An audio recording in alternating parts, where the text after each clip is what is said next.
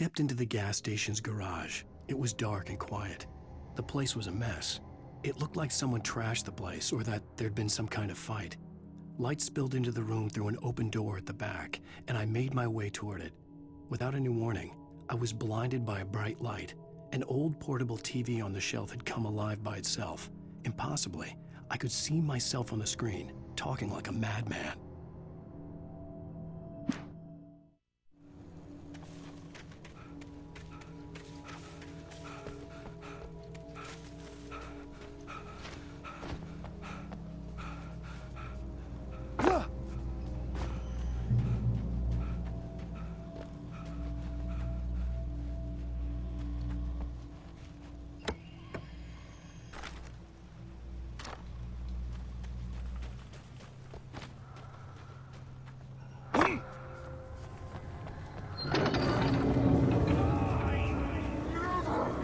Salad, no. A man like me needs a hefty meal. That's for today.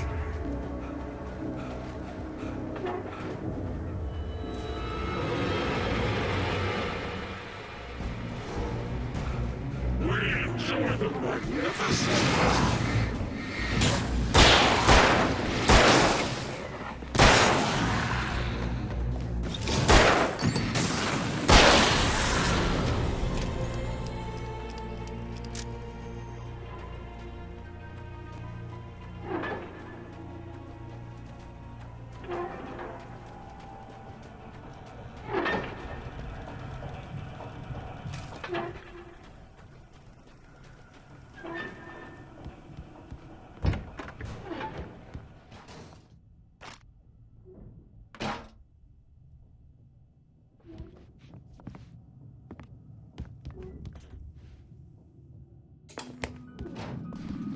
Science.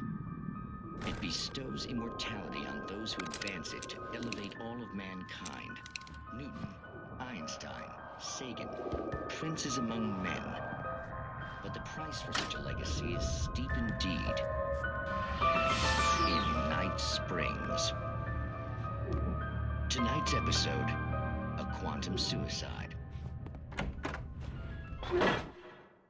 The cabin on Cauldron Lake? She asked. The sheriff looked at me suspiciously.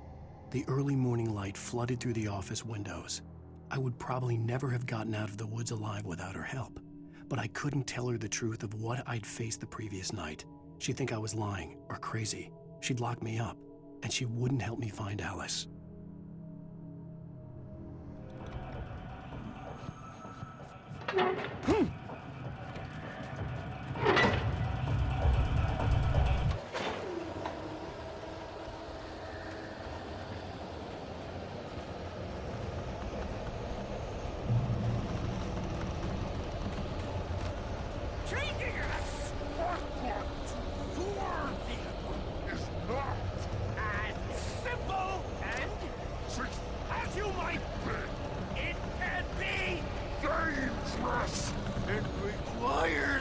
Patience!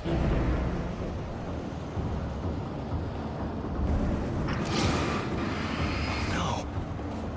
Even with the engine dropping tools, bounce isn't easy and fatal! Count your tools! This place cool, forgotten needs, has destroyed! Then return!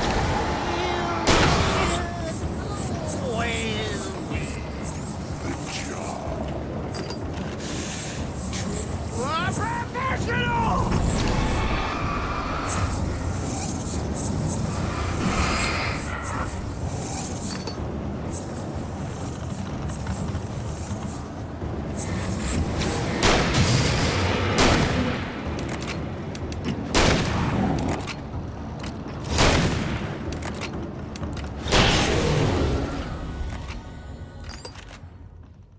Stucky's body vanished, leaving behind only a lifetime of nightmares to come, assuming I'd reached the lights at the gas station alive.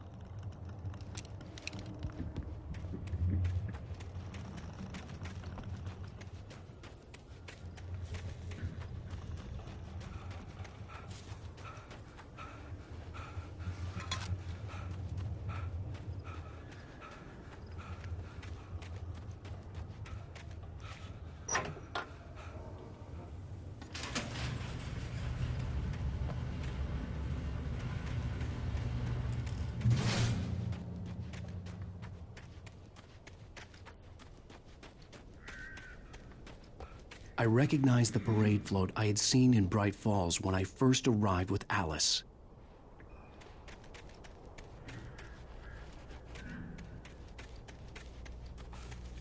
After the insanity I had just experienced in the darkness, the lights of the gas station felt comforting. At least for a moment, the sane world reasserted itself.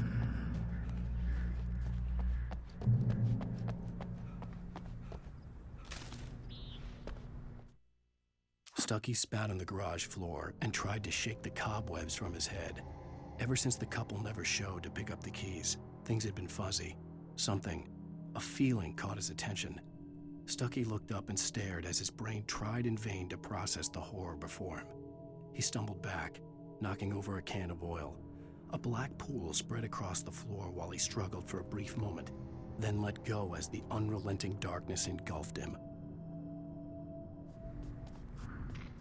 The Deer Fest had been 2 weeks away when we arrived. If the day count on the banner was right, I was missing a whole week between the night we got here and now.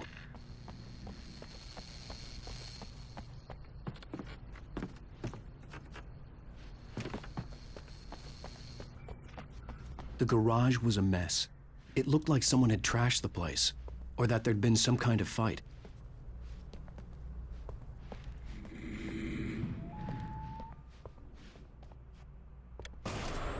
All right.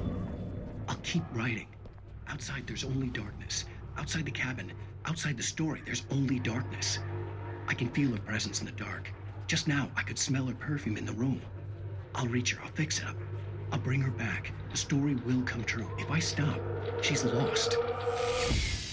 I don't believe this. It'd been me on the TV, talking crazy. Was I losing my mind?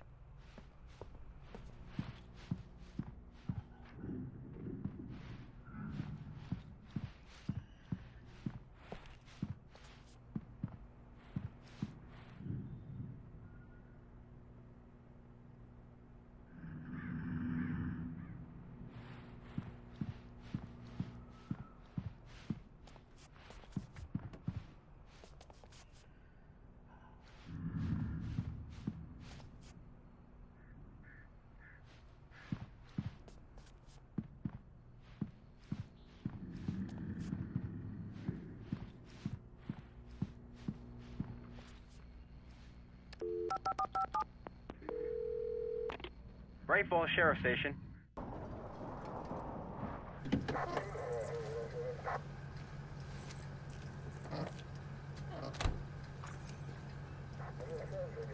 Oh, thank God, Sheriff. Sheriff Sarah Breaker.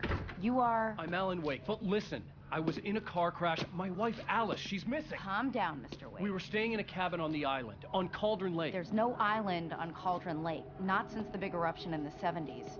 Please, I can take you there, okay? You look like you've taken a pretty bad knock to the head. Are you okay?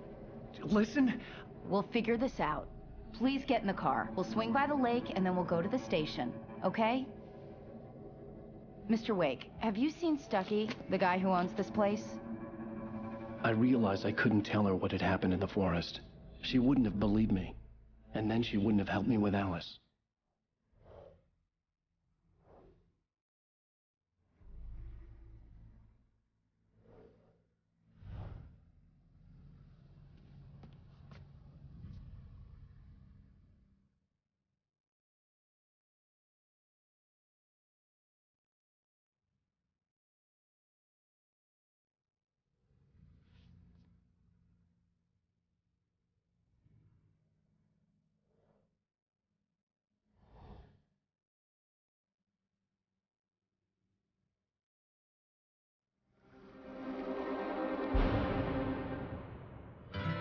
A candy-colored clown they call the Sandman tiptoes to my room every night, and just to sprinkle stardust and to whisper, go to sleep, everything.